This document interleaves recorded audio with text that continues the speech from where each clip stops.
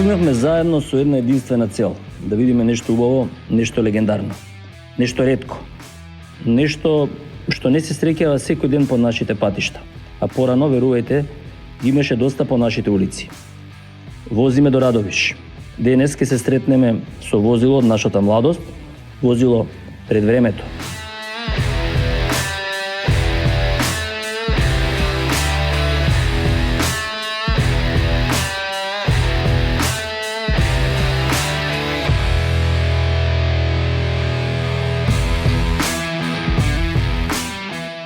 Citroen DS од 1969 година е автомобил што е уметност, символ на еден период, еден концепт, што беше, верувајте, како еден чекор пред своето време. Сме читале многу за него, сме гледале фотографии, сме слушале приказни, како бил автомобил што лебди по патот, како бил револуција во дизајн, во технологија, во удобност, како го спасил животот на Шар де Гол во 62 година.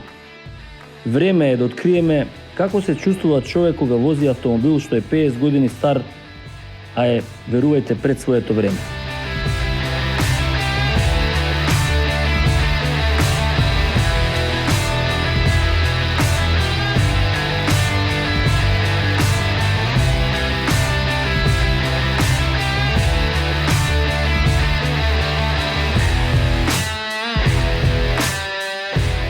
Некои автомобили се раѓаат да бидат заборавени, некои стануваат легенди, но само неколку модели се чекор пред своето време. Ова е Citroen DS, ремек дело на инженерството, автомобил што е промени историјата во однос на дизајнот. Баш е добро е. Дамски мењач.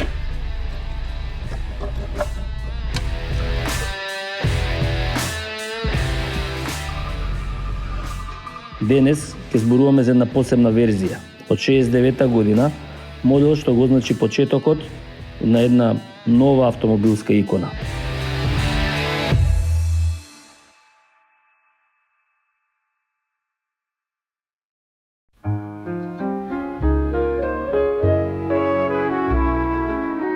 На 5 октомври 1955 година Citroen DS беше представен на сајмот за автомобили во Париз. Веднаш го привлече вниманието на јавноста. Првиот ден беа нарачени над 12.000 примероци, а до крајот на сајмот бројката достигна неверојатни 80.000. Ова беше моментот кога автомобилскиот свет свати дека Citroen создаде нешто целосно ново, невидено до тогаш. DS на француски значи Божица и не беше само уште еден автомобил, тоа беше револуција на тркала. Главниот дизајнер Фламинио Бертони создаде футуристички изглед, што личеше повеќе на летечки тањер отколку на автомобил. Долгата, мазна каросерија, минималистичкиот интериер и аеродинамичноста му дадоа уникатен, безвременски изглед.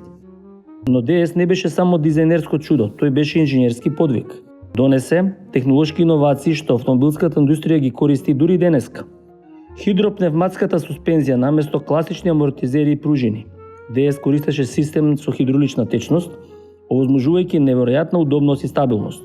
Ова го направи првиот автомобил што буквално може се прилагоди на теренот. Висока безбедност, тој е првиот масивно произведен автомобил со дискови кочници на предните тркала, подобрувајќи безбедноста и намалувајќи должината на кочење. Фаровите на DS може да се вратат во насока на управувањето, што им овозможуваше на возачите подобра видливост во ноќно возење. Благодарение на хидропневматската суспензија, DS може да се подигне и да продолжи да вози дури со изгубено тркало. Една од причините зашто го нарекува најстабилниот автомобил на светот.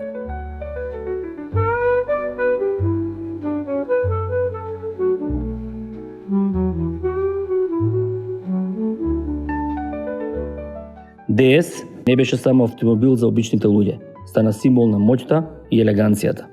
Денешен мој гостин е доктор Виктор Камнар, мој одличен другар и колега, влюбеник на автомобили.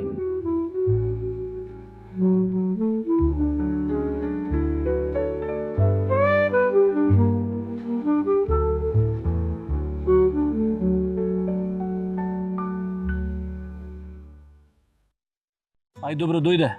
Добро најдов. Фала на покана. Нешто да ни кажеш за твоите први почетоци, првото возило што се сеќаваш, што си го возил, што те натера да сакаш автомобил? Единствено кое што го памтам и кое што се сеќавам од раните години беше буба Volkswagen 1200J, произведено во Сараево 1976 година, практично годината кога сум ја роден. Тоа е прво возило кое што сум го стартувал моторот, прво возило кое што реално сум го возел. И за малку ќе гудре во зграда како мало дете, бидејќи не знаев дека треба на кумплук да држиш, а и веројатно не ни можеш ни да дофатам тоа време кумплукот. И тоа е возилото со кое што научив реално да возам.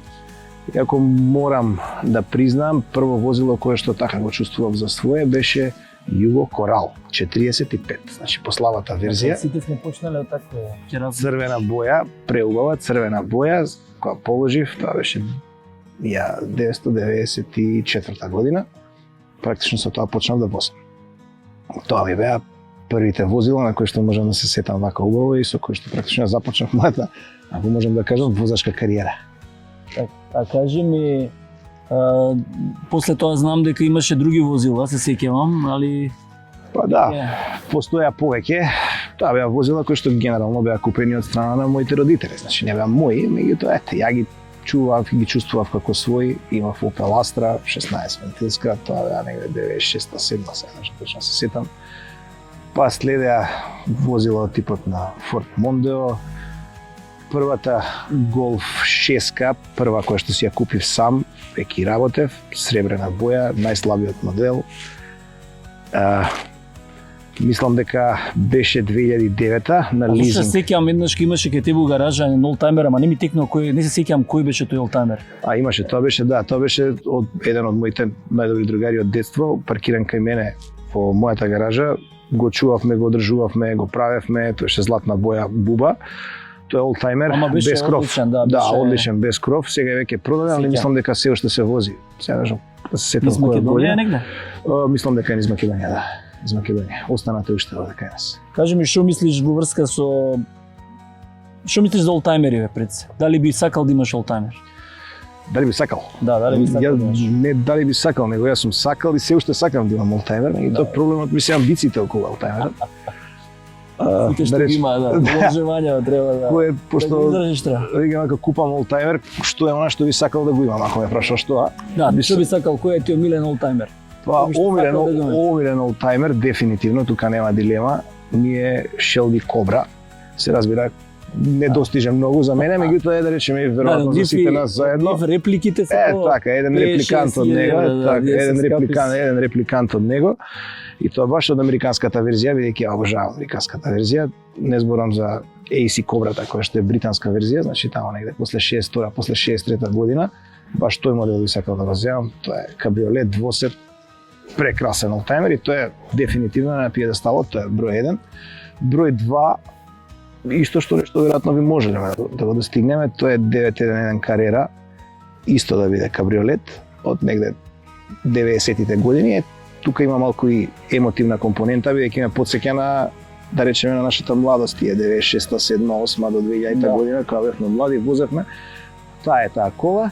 И нешто кое што го разговаравме пред некоја година, тоа беше за Ford Mustang, негде од 69-та до 72-та. Да, сосема различен. А што мислиш за електричните возила? Па имам своje мислење за нив, а никош не би го возел, искам да бидам. Мислам дека инфраструктурата се уште, барем на овој дел на Балканот, не дозволува човек да вози комплетно електрично возило. Сум многу убеден и во нивната сигурност, да бидам искрен, и се уште би ги преферирал, јас сум малце и old fashion, би ги преферирал сепак бензинските мотори кои што се повеќе од 120-30 години развивани, така да повеќе сум за старите. Добро, денеска имаме навистина среќа и задоволство да имаме едно вакво возило. А тоа е култно возило, за наша среќа го има еден мој драг пријател Ѓорги Одрадовиш, пасиониран љубител на олтајмери, така да камнар ја мислам дека не е лошо да се повозиме. Да се повозиме. Ајмо.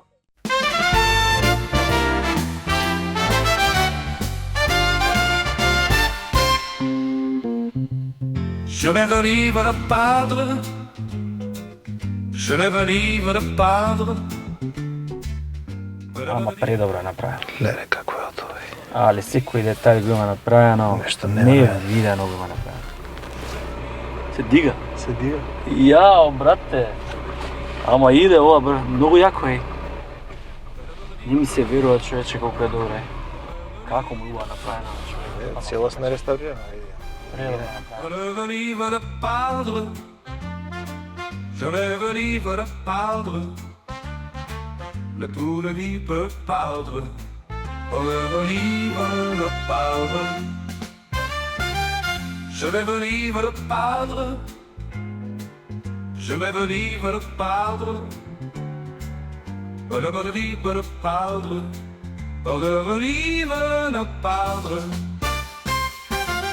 Je rêve libre de perdre. Je rêve libre de perdre. Je vais venir me perdre. Je vais venir me perdre. Je vais venir me perdre.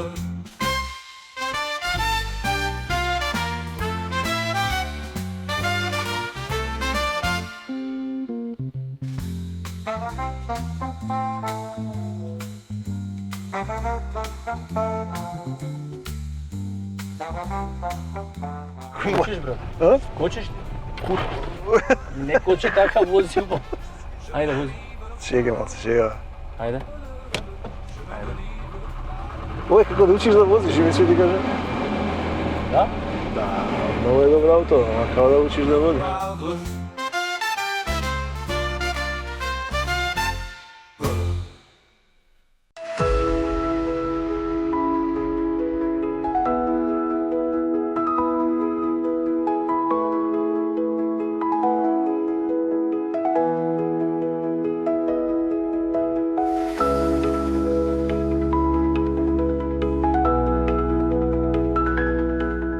Citroen DS беше символ на модерна елеганција, иновација и технолошкиот напредок.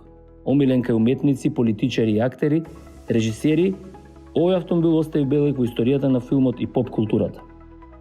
Шар де Гол, францускиот председател, е најпознатиот корисник на Citroen DS. По обидот за атентат во 1962 година неговата доверба порасна уште повеќе, бидејќи токму тој автомобил му го спаси животот. Во 1962 година францускиот председател беше мета на атентат. Неговата колона беше нападната, гумите беа пробиени, но благодарение на револуционерната суспензија и стабилност, неговиот DS успеа да избега од заседа. Ова уште повише го зацврсти статусот на DS како една од најбезбедните и најновативните машини на своето време. Пабло Пикасо е легендарниот сликар кој имал DS, кој совршено одговарал на неговиот ексцентричен вкус и уметничка визија. Ален Делон, познат француски актер, кој често беше фотографиран во неговиот DS, совршено се вклупуваше во неговиот имидж на джентлмен и заводник. Френсис Форд Копола, творецот на Godfather, беше љубител на Citroen DS. Се појавува во повеќе филмови. Гатака од 1997 година го користат како футуристичко возило во сцените на оваа научно-фантастична дистопија. Францускиот трилер за атентатот врз Шар де Гол се појавува како председателски автомобил исто така. Со својот безвременски дизајн и инженерски револуции, DS ќе остане една од најелегантните машини што некогаш биле создадени. DS-19 се појавува од 1955 до 65, првиот модел со 1,9 литарски мотор и 75 конски сили. DS-27 од 65 до 72 година, подобрена верзија со 2,1 литарски мотор, зголемувајќи ја моќноста на 100 конски сили. DS-23 од 1973 до 75 година, кулминација на серијата со 2,3 литарски мотор со 130 конски сили, правејќи го најмоćниот DS некогаш произведен. Долгиот, елегантен дизајн со мазни аеродинамични линии му даваа препознатив изглед. Дури денес, после повеќе од 50 години, DS изгледа како нешто што само што изгледа од лабораторија. Најреволуционерни беа фаровите, што се вртеа во насекот на пробувањето. Нешто што кај другите автомобили ќе се појави дури после неколку децении. Кога луѓето првпат го видат DS, го нарекува летечки тањер на тркала. Со ваков дизајн не беше тешко да се поверува дека ова нешто повеќе од обичен автомобил. Во 1975 година Citroen го заврши производството. Со над 1,5 милион произведени примероци, но неговото влијание не завршува тука. Технологиите што Citroen ги воведе со DS стана стандард во модерната автомобилска индустрија.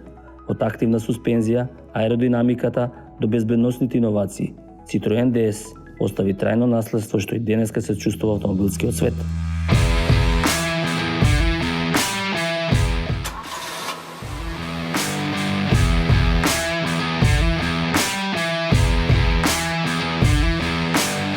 Мислам дека она баш која водиш, дека не сум возел француско возило до сега, мислам баш има една оваа хидравлика позади и како ова иде нежно целава работа, баш е убаво.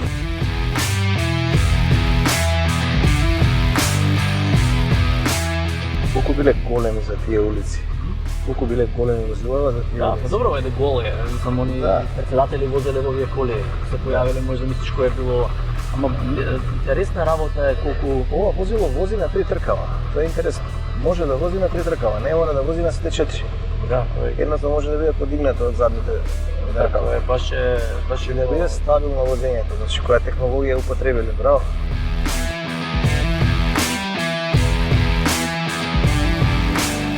Citroen не беше само автомобил, тоа беше визија, револуција и чекор кон иднината. Со својата авангардна технологија, безвременски дизајн и иновации кои го променија светот на автомобилите, стана една од најпрепознатливите и најценетите машини на своето време. И денеска, после повеќе од 50 години, се уште го гледаме неговото влијание во автомобилската индустрија. Неговата хидропневматска суспензија инспирираше генерации на инженери, а неговите динамични фарови, аеродинамичниот дизајн и безбедносните иновации стана стандард во модерните автомобили. Но она што го прави навистина бесмртен не е само неговата технологија, туку чувството што го носи. Кога ќе влезете во него, не седите само во автомобил, седите во историско наследство во автомобил што некогаш беше 50 години пред времето и кај денеска изгледа како да доаѓа од иднината. Во светот, каде што автомобилите секојдневно стануваат се послични, Citroen DS останува нешто единствено. Легендата што никогаш нема да избледи. Тај му е перфектно. Ваното му е многу добро направено, само на пловано е направено е перфектно.